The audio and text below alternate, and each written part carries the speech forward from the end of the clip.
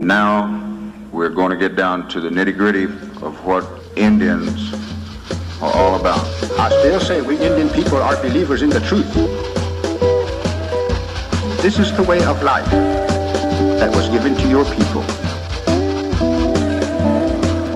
You're born an Indian, you're going to die an Indian.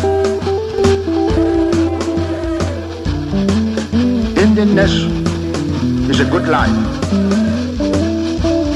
You're facing an Indian this afternoon. This week on Mvskoke Vision.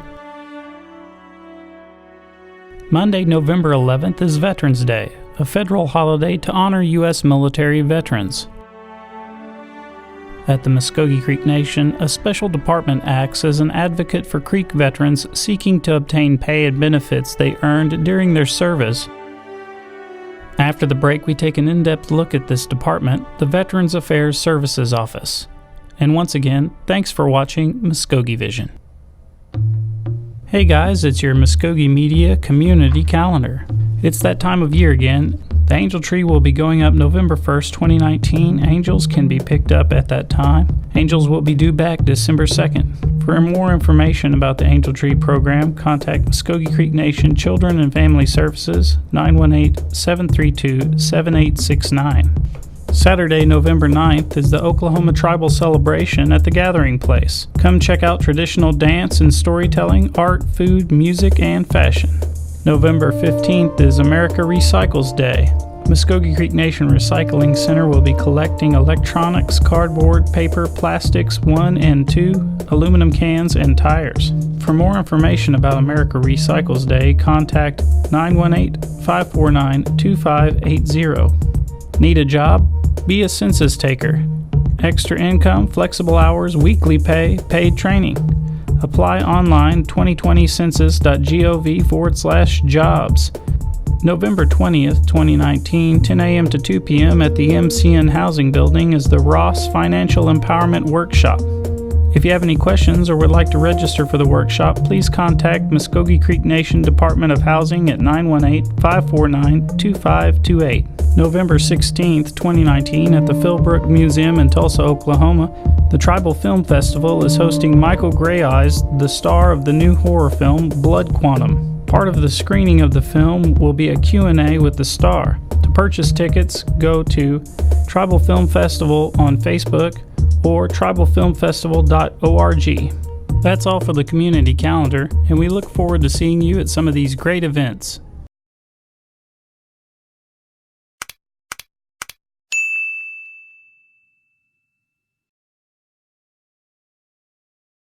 November 11th is Veterans Day, and in honor of the holiday, Mvskoke Media got an opportunity to speak to Ken Davis, the director of the Mvskoke Creek Nation Veterans Affairs Services Office, about its history and its continuing mission to help Creek veterans. That was initiated under the administration of Chief Ellis in coordination and approval of our National Council back then in 2004.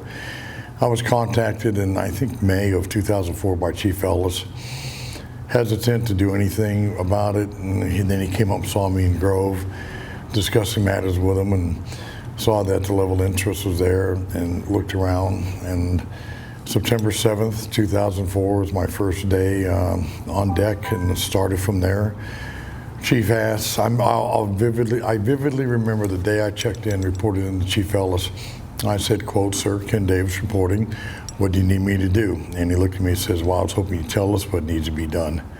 Ground zero operation. Went back to him 30 days later, and I said, "Chief, what I've observed is our veterans are living and dying in poverty. We need to take a look and actually tap into what is called service-connected disability payments from the VA. It's not that they deserve it. It's not that they've entitled to it. It's the fact that our veterans and our tribe have earned it through their blood, sweat, and tears. Our tribe is heavily filtered with combat veterans, heavily filtered. And if they haven't been in combat, they've been in the combat arms during peacetime. And all those MOSs and their job duties enables them to petition to receive what they have earned from the VA. The best way to look at this from the VA, the payments, the compensation payments our veterans and surviving spouses are getting is to sum it up as combat pay from a grateful nation and grateful citizens towards their combat veterans and their veterans throughout history. It's absolutely phenomenal and marvelous what has been done, and that's the whole genesis. It needed to be done. And so there was like a great need for connecting our veterans to that service. God, it was tremendous need, because since money started coming in January of 2005, when the first Service Connected claim opened in, September and October of 04, my first month. Well, you add up all the calendar years, 05, 06, all the way to the end of this calendar year, 2019. It's $88 million that's come into the pockets of our veteran surviving spouses cumulatively. And to go one further, right now for calendar year 2019 thus far, which goes from 1 January to 31 December of this year, is $9.7 million coming in direct payments from the VA to our tribal citizens. It is substantial money. They have been taken out of poverty, thank God. They're passing away debt-free. They're passing away and being able to pass gifts and gratuities down to their loved ones. Yeah, it's been sincerely a life changer for a lot of our veterans. But I'll say this, what was open 15 years ago should have been open 15 years prior to when I came, because our tribe has lost, estimated roughly, I'd say $70–80 million for not doing the claims in the 80s, 90s, and in the lower 2000s. Do you feel like there was some kind of disconnect before this department was kind of formed? Oh, sure, and I blame that completely on the VA. Yes, absolutely. Did people have trouble navigating the system without you? Yes, all the way down, yes. Various things. The VA knows who you are. They know where you live. They know what you've done. The briefings coming out of the military back then were lackadaisical at best. Nobody really knew about the VA back then. Thank God for the Vietnam veterans who started questioning things in the 70s and 80s, saying, whoa, hold on, we got a problem here. There's something going on in the VA. We need to let the younger ones coming after us know about this. So we can thank the Vietnam vets a lot for the awakening of what the VA has to offer. I've heard the horror stories. I've seen the proof of how our Creek veterans are treated from the VA in the past, the horror stories, and that filters down. There was tremendous. I have signed on powers of attorney, I think 4 times since I've been here, to show that, okay, to our Elder Creek veterans, okay, they're not going to harm you. Okay, they take away your stuff, they take away my stuff, because I'm signing on here for you. It means nothing, but that's the level I had to go to in order to let our veterans have enough confidence in me to represent them in front of and against the VA. How's it gotten better? It's gotten better tremendously. The VA recognizes what the American Indians have done. They really recognize what our tribe has done, the Creeks. This tribe has always been there, always have. Like we say here in our tribe, we fought against you, we fought with you, now we fight for you as Americans. So we've straddled all of history, and we've never faltered to be there. That's amazing. Those numbers are just, it's kind of hard to relate that down to just the individual. What is that impact for that individual veteran? Can you kind of play out the scenario, what that looks like daily for them to be able to obtain that money? Yes, hundreds. There's hundreds of our men that are literally now on 100% service-connected disability payments every month. Take your average veteran, that's 100% service-connected. Just say for PTSD, hearing loss, tinnitus, diabetes mellitus type 2, peripheral neuropathy, upper and lower, ischemic heart disease, all those conditions together, 100%. Making just that single veteran $3,200 a month, all tax-free. It's not taxed by local, state, or federal means. It's not taxed. That's what they get a year. Basically, over $36,000 a year. And again, they're not entitled to it, nor do they deserve it. They earned it. Our veterans need to realize it's earned. It's earned, veterans, from your blood, sweat, and tears. And again, look at it like what it's meant to be. This is actual combat pay from a grateful nation for what you have done. So I view it, and fortunately our veterans are starting to view it that way. Unbelievable bunch of men and women to work around our veterans. They're absolutely amazing. They're quiet. They're extremely strong and tenacious inside. Cooperatively, they're not the most cooperative, but it's getting somewhat better. You've told me some stories in the past about how that meant that Like one of our veterans might make the difference of paying cash for a car versus. Oh yes, I've seen that. Oh gosh, yes, I've seen that a couple times. That the veteran go in there, saving his money for a year or two, actually go in there and buy a car, writing a check out, paid in full. I've seen veterans pulled out of their own 5 or 6 payday loan companies' money. They completely wiped those out. I've seen veterans. The record breaker we have is one veteran got $465,000 in back check, another one $291,000 in back check. That one was surprised. I was sitting here in the middle of the center court. He came in, he goes, "What happened to here?" Well, this is July, and I told him Merry Christmas. What I did, and when ischemic heart disease opened up in 2010 for Agent Orange related, I put all of our Vietnam veterans in, regardless whether they had it or not, just to see what comes back. I think we put in 43, and I believe it's 14 that came back positive on ischemic heart disease. This one gentleman had applied back in 1991, so they backdated it. It's been astounding. I think the back pay award, I think it's $3.6 million since January of '05. Yeah, it's good numbers, and what's kind of sad is the other tribes are just as equal to or much as we, but they're not keeping track and nor are they going for it. To me, the number one priority here are the service-connected disability claims. That's why I'm here. My head is in the ball game, advocating and representing for our veterans with and against the VA. How is the VA in Oklahoma? Outstanding. Wow. It is different in other states, Miss Angel. It really is. In Oklahoma, their attitude in Oklahoma with the Veterans Administration, United States thereof, is we're going to find a way to award your claim. Other states, their attitude, I've gone up against other states, we're going to find a way not to award your claim. But here in Oklahoma, it's a different mindset. Again, Oklahomans have this thing about these are our veterans, and these are the ones who went out there. It's their blood, sweat, and tears. It's not how we're going to help you, it's we're going to help you. It's very much actually in our face about, hey, you know, I still get calls. Hey, we're thinking about doing this for 50%. What do you think? I'm open for discussion why you might think we're 70%, Mr. Davis. And those discussions are back and forth. Problems with the VA and overall, I can't think of it. I really can't. Can you give us some insight into what your wealth of experience has been like and that helps you navigate these channels on behalf of our veterans? Like, what gave you this insight that has made you successful at doing this for our veterans? Sure. I got fed up real quick. The first 30 days I was here on the job of literally watching Mvskoke veterans live and die poor. I think that's a primary example. I had one I became very close with real quick. Oh God, what an amazing man. World War II Marine, then fought in Korea in the Army, Stanley Roberts. What a great guy. He came to me, all he wanted was his high school diploma from Bacone High School back then. Wow. And we worked with Bacone, they gave him his high school diploma. Then I worked his claim with the VA.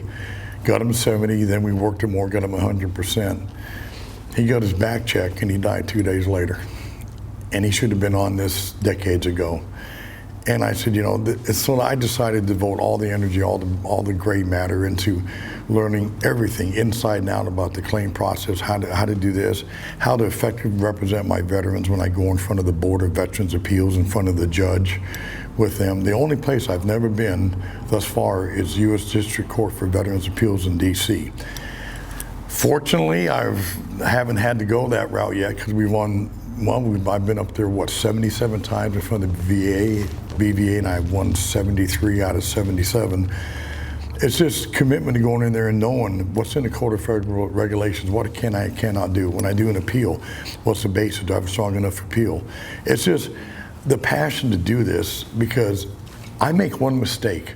That's the difference between that veteran getting 100% and 70%, and I cannot and will not make a mistake on this. There's no way I'm going to have that man or that woman not get 100% because I wasn't paying attention. It is extremely in-depth there. It's rough. It's very complicated. The navigation, it's constant, staying abreast of the changes in the VA. Blue Water Navy is approved, Blue Water Navy is not approved. Going back and forth, things like that. Ischemic heart disease, but strokes aren't allowed. okay, and just keeping up with all these current events. Peripheral neuropathy on the lower but not on the upper. Now why is that? If he has lower peripheral neuropathy, how come I can't get him peripheral neuropathy on the hands? So it's just constantly staying awake and going forward on it. So you have all these attention to details when it comes to dealing with that service side and the VA and different things.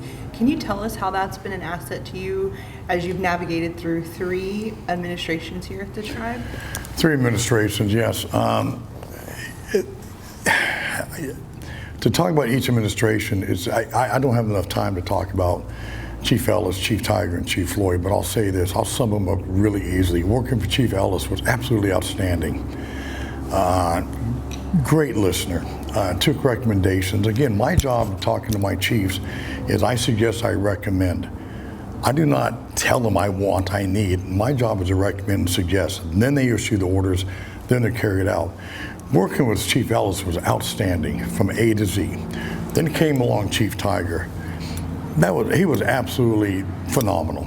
Working with Chief Tiger he came in office, 3 days later he had me over, and I gave him a 2-hour brief on the U.S. military, and he asked a lot of questions. He was very genuinely involved with his veterans, actually cared, but he said, do what you got to do, go out there and do it. And when we got into a big problem with the Oklahoma Department of Veterans Affairs, they tried to take over and try to tell us what to do. That didn't sit well, so we had a conflict with them. I wrote a strong letter, I'll never forget this, down National Council. I took the letter over to Chief Tiger. I said, sir, here's a letter. Here's the word I signed. I said, sir, don't try to read it. Did you check it? And I said, spelling's correct, the grammar's correct. I said, sir, it's a very strong letter. He signed it, handed it back to me. He said, we're a strong tribe. Sent it off to the governor. 30 days later, he got a call from Governor Fallon about that letter, wanting to meet. Chief Tiger came to me in my office, said blah, blah, told me all the conversation.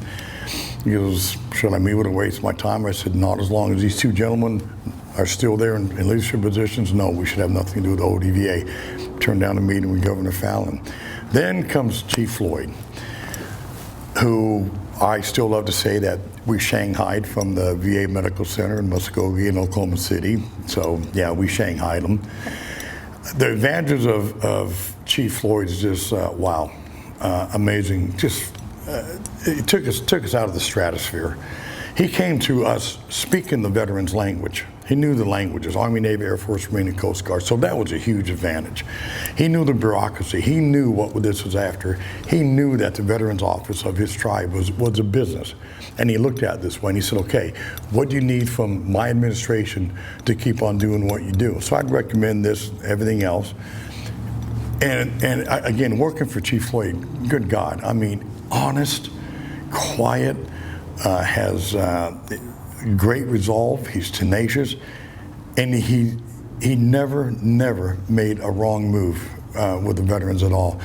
It was phenomenal working for all 3 of them. All 3 of them just phenomenal commanders and chiefs. Have you had that same kind of support with our council? Oh, the National Council? Well, I can tell you, I could go on for a whole day talking about our National Council. I don't know where we get these people, but the other tribes need to come down and look at the quality we get on our National Council. The main reason our Veterans Administration is working so well is because of that council down there. You just look at some of the council reps down, the ones I've worked with throughout the years. When David Hill pops into my mind automatically. Dave Hill is really typical of the goodness and the straightforwardness and the wanting to help down there. When this building was being built, I went in front of the council, and we could have gone for different grants, state and federal grants. So I went down to council, I said, council, I recommend that we do no grants. We use 100% Mvskoke Creek money only. And here's the reasons why. They listened to the reasoning, they listened to my argument, and our council said that 100% of this building is going to be funded by our tribe only. We owe nobody anything. So nobody has any rights to come in and say, well, we want this report, we want that report. Do we cooperate giving out numbers? Oh God, no. Never have, never will. Some department outside of our tribe wants our names and phone numbers and addresses to our veterans. They'll get a big NO in front of their face. I will not release information on our veterans. Why? So you know who we are, where we are, how to get hold of us, how to collect us. That's not going to happen. So no, we're not going to share records and files with anybody.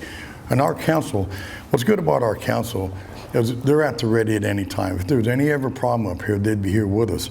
Again, you look at the council reps throughout the years. God, Speaker Thomas Yahola, holy Toledo, what a great guy. His daughter now is on the council, Thomasine. Paula Willits.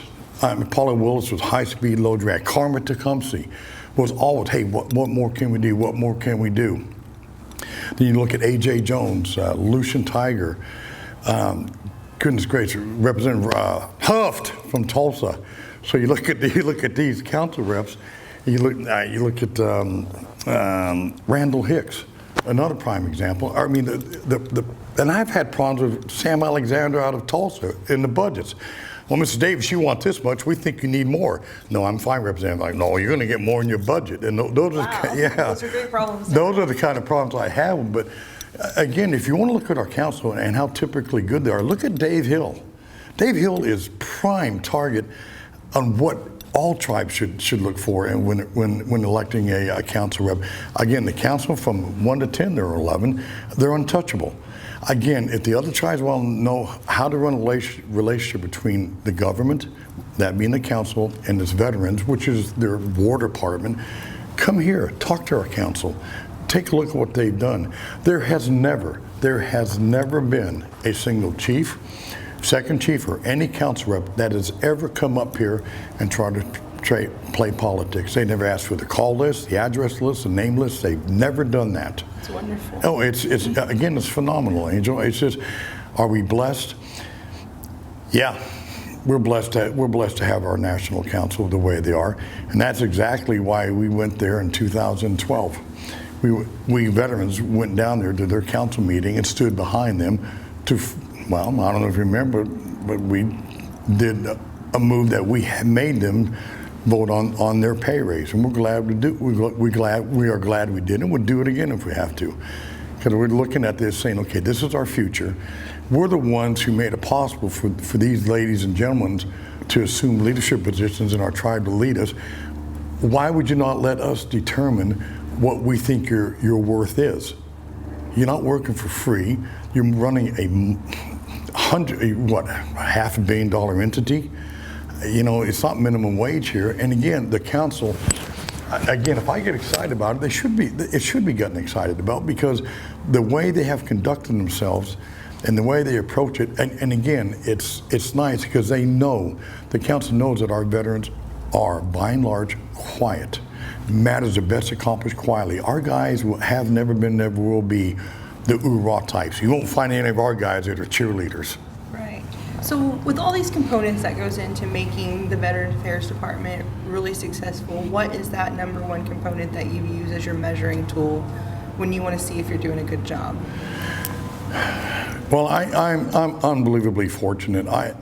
Who do I work? You know, who do I work with? To my right, I work with the nicest guy in our tribe. I work with the guy who has the biggest heart in our tribe, Mr. Sean Tiola. It's comforting. Now we have Miss Rachel Riddle with us as well. Quiet, determined, smart. It's the help I have helps out, and what I measure success, one veteran at a time. One veteran at a time. Here, it doesn't matter if I only do one claim a year, or my record of, I think, is 170 claims in 1 year. Doesn't matter if I do 170 a year or just one. It is that individual. Again, this building has paid for itself 87 times. We've made $88 million. This cost $1 million. And the way I see it, we've paid for it 87 times. Now, granted, our tribe does not, and nor should they ever get any part of the veterans' compensation. But again, if you look at what the individual veteran's getting in our tribe as a citizen, that is tribal profit. And plus, they're coming off of commodities and rental assistance and everything else. So success here is measured absolutely and only one veteran at a time. I think I'm going to have to try to get someone to follow that up now. That's amazing. I'm super Well, that's the other thing, the follow-up. Yeah, this will be my last 4 years if I'm so retained. If the newly elected chief desires to retain me, fine, with the understanding that I will serve 4 years and that's it. the council approves my selection, I will stand tall in front of them and tell them the truth that I'll do 4 more years and I'm retiring. The last year I'm here, I will find and recommend to the council my replacement. And that replacement, whoever it is going to be just as committed. First time they're late will be the last time. I will fire that person if they're ever late. Mr. Sean Tyler's never been late. I've never been late here. And anybody taking this after me should have enough respect for our veterans. Forget what they do to themselves, but they better have the respect for our veterans to be here on time, and they better be early. Awesome. Well, I think you're gonna have some tough shoes to fill there, but I love that the standard is never gonna change. Yeah, but Angel, I'm not indispensable. I think it'd be very much up to me to make sure that my replacement is very well schooled and trained, and we'll be able to take on immediately the day I leave. But yeah, I'll effectively do it for 1 more term. I'll run all the way to 1 January 2025, is it? Yep. Okay, no, 2024. Yep. All right, So I'll do that. I got 4 more years to absorb these great interviews, and then Well, so you could do an interview in 4 more years. yeah, we'll definitely be looking for that one. I wear a lot of different hats here. My official title is Executive Officer, XO. So what that entails is when Ken is out of the office visiting veterans or at the VA in Mvskoke, I run the ship.